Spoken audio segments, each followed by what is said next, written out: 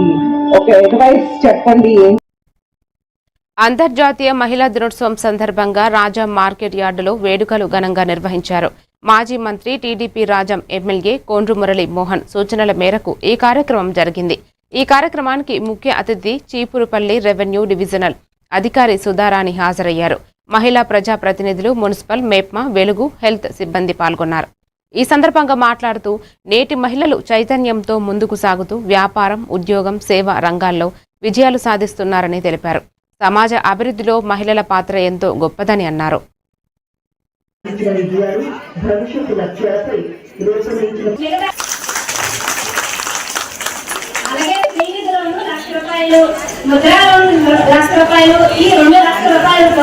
నేను టైలరింగ్ మరియు కిరాణా షాప్ నడుపుతున్నాను. చాలా సంపాదించుకుంటున్నానండి. నాకు డ్వాక్రాలో చేరినందుకు చాలా గర్వంగా ఉంది. Thank you for CM and all. నాతో పాటు ఉపాధి పొందుతున్నారు. ముందు అవకాశం అట్లా మన పని మనం చేసుకుంటున్నామంటే ఈరోజు మనందరినీ ఇంత ముందుకు తెచ్చారంటే మనకి మన చంద్రబాబు నాయుడు గారండి.